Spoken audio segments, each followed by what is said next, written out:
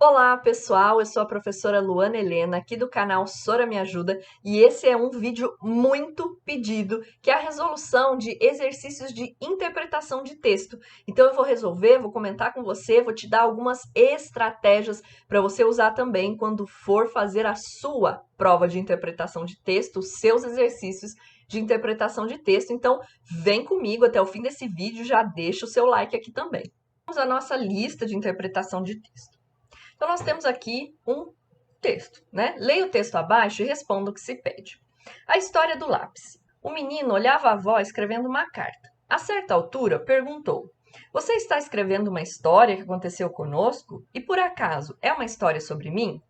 A avó parou a carta, sorriu e comentou com o neto: Estou escrevendo sobre você, é verdade. Entretanto, mais importante do que as palavras é o lápis que estou usando.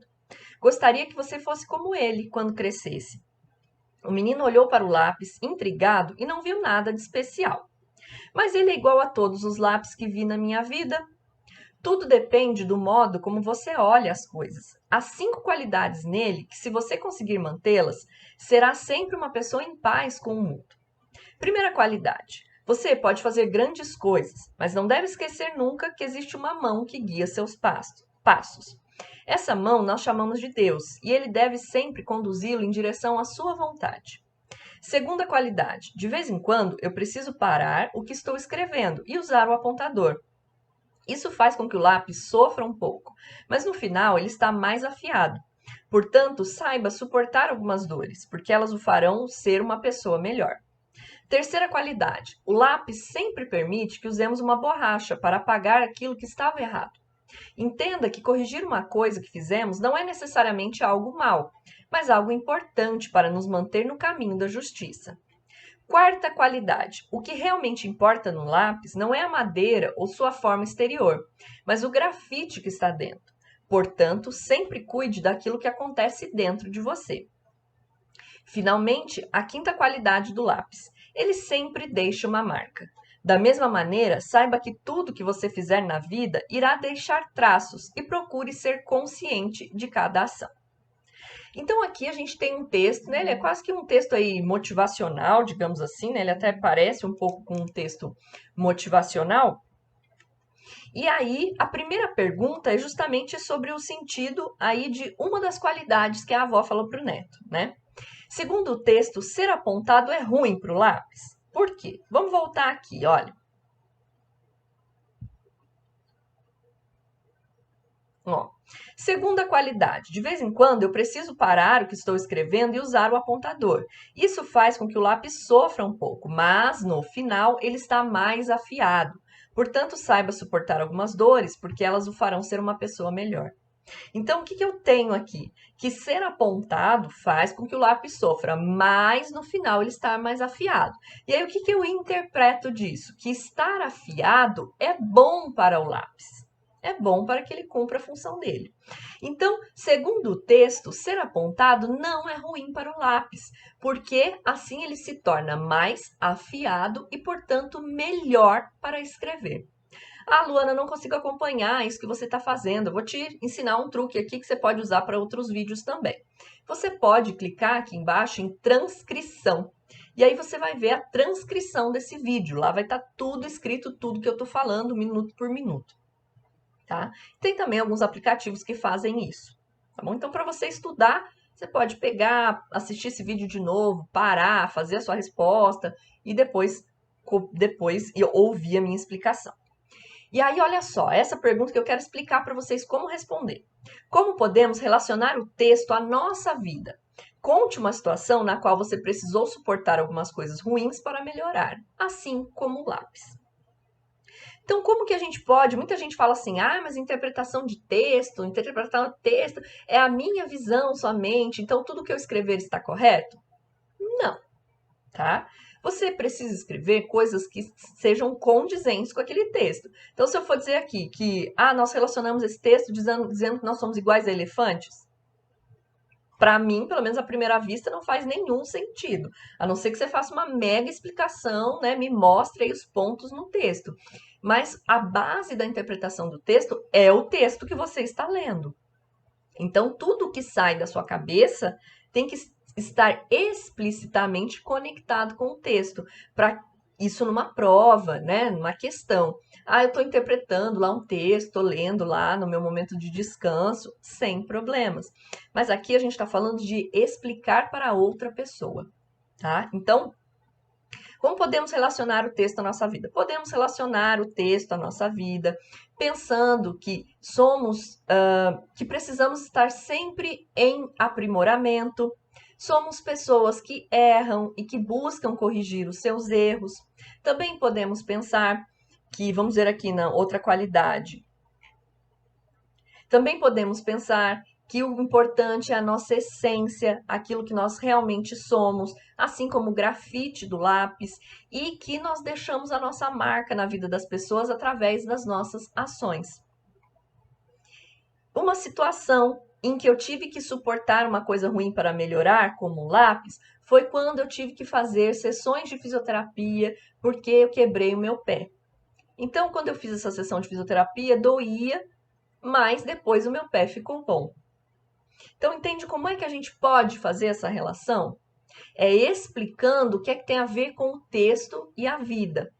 Não é fazendo lá, né, uma reflexão, o que é a vida? Não é isso. É como podemos relacionar este texto à nossa vida. Então, se aqui está falando das qualidades do lápis, olhe as qualidades e pense como relacionar a vida. Esse próprio texto já te dá muitos insumos para isso.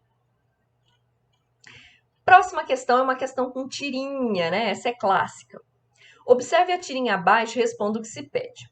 É uma tirinha do Calvin. Vou colocá-la maior aqui. Ver se eu consigo.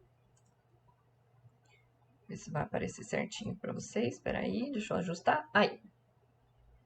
Então, o Calvin fala assim. Pedágio, pai, você só pode estacionar se me der 50 centavos. Por que? Aí o pai diz, por que eu deveria te pagar para guardar meu carro na minha garagem? Porque senão eu puxo o portão e bato com ele no capô quando você estiver entrando. Aí depois aparece o Calvin aqui com a cara feia. Que mão de vaca! Antes da gente olhar as perguntas, o que a gente já pode entender aqui? Então o Calvin queria ganhar os 50 centavos, né? Resolveu cobrar pedágio do pai dele. O pai dele olhou e falou: como aí? Peraí, como é que eu tenho que te pagar para guardar o meu carro na minha garagem? Percebem que aí as palavras meu e minha estão destacados? Eles estão em negrito. Então, como se a gente imaginasse ele falando meu carro na minha garagem. Então, essas palavras de destaque, elas trazem a ideia do absurdo, né? Que ele tem que pagar para algo que já é dele. Como é que ele vai colocar lá? Como é que o Calvin vai cobrar isso dele? Aí o Calvin falou assim, que eu vou puxar o portão e tudo mais. Depois aparece o Calvin falando, que mão de vaca? O que quer dizer a expressão mão de vaca? Quer dizer alguém que, né, não dá dinheiro, alguém que é pão duro, sovina, avarento, enfim, como você quiser entender.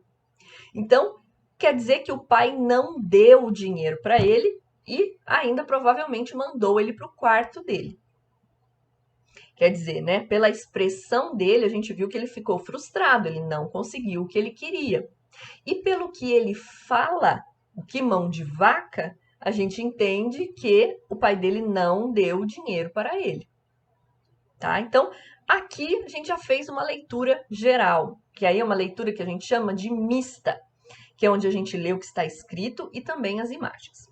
No segundo quadro, temos os termos, no segundo quadro, os termos meu e minha estão em destaque. Por que isso foi feito? Ó, quando a gente já leu e já entendeu tudo, a gente já tem aqui uma resposta.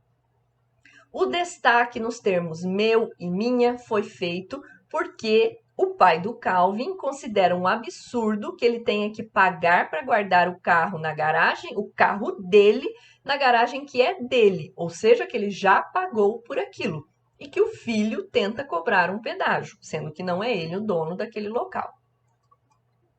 O que provavelmente aconteceu a Calvin depois de cobrar o pedágio? Como você justifica a sua resposta? Aqui a gente tem a possibilidade de que ele cobrou o pedágio, bateu no carro e o pai colocou ele de castigo, porque ele está no quarto e ele está com a carinha, né, assim, fechada. Ou o pai simplesmente colocou ele lá para dentro, ou ele foi para o quarto contrariado, porque o pai não deu o dinheiro e falou para ele: ah, sai daí, né? Falou: ah, eu não quero nem saber que dinheiro o quê, não vai bater no meu carro nada. Então aqui deixa margem para a sua interpretação. E aí, mais uma vez, como é que você explica? O que provavelmente aconteceu a Calvin? O que provavelmente aconteceu a Calvin depois de cobrar o pedágio foi que o pai o colocou de castigo e não deu o dinheiro que ele queria. Podemos chegar a essa conclusão observando a expressão de contrariedade, a expressão de frustração do Calvin no último quadrinho e a expressão mão de vaca, que indica que o pai não deu o dinheiro. E a expressão de frustração, que ele não conseguiu o que queria. Agora, se você for falar que o pai colocou ele de castigo, o que provavelmente aconteceu a Calvin depois de cobrar o pedágio foi ficar de castigo e não ganhar os 50 centavos. Podemos chegar a essa conclusão, já que o Calvin está no quarto, provavelmente o local do castigo, e ele diz que mão de vaca, porque ele não ganhou o dinheiro, sendo mão de vaca uma expressão dizendo que o pai não deu o dinheiro. Então, vocês percebem o que é interpretar e tirar de fontes da minha cabeça? Tem evidências aqui no texto. Tem evidências escritas e tem evidências visuais, como a carinha dele. Quer dizer que só existe uma resposta possível? Não, é um texto literário, né? Um texto que permite outras interpretações também. Mas aí, mais uma vez, vai depender de como você explica. Isso é muito importante. A gente tem a próxima questão também, é uma charge. Está um pouquinho ruim de ler aqui, mas eu vou ler para vocês, tá? Então tá escrito assim: quem quer viver num mundo melhor e mais harmônico? Aí todo mundo levanta a mão. Depois, quem está disposto a abandonar esse modelo de consumismo desenfreado para alcançar isso? Ninguém levanta a mão. Então, o que a gente pode entender? Que todo mundo quer viver num mundo melhor, mas ninguém quer fazer nada, né? Deixar de consumir para alcançar isso. E aí, o que a tirinha critica? A tirinha critica o fato de que as pessoas não desejam mudanças nem querem viver num mundo melhor e mais harmônico. Desejam mudanças, estão dispostas a rever hábitos e comportamentos? Desejam mudanças, mas não estão dispostas a abandonar os hábitos de consumo? Não desejam mudanças, mas estão dispostas a um novo comportamento? A gente viu aqui que as pessoas querem a mudança, mas não querem abandonar o seu comportamento. Como que a gente vê isso? Através das mãos levantadas na primeira pergunta e das mãos abaixadas na segunda. Então, a gente tem aí a letra C, né? Desejam mudanças, mas não estão dispostas a abandonar os hábitos de consumo. Se esse vídeo te ajudou, deixa o seu like, compartilha com os colegas, se inscreve aqui no canal e deixa também a sua dúvida, porque o próximo vídeo pode ser respondendo o que você quer saber. E você já sabe, se precisar de alguma coisa é só chamar. Sora, me ajuda!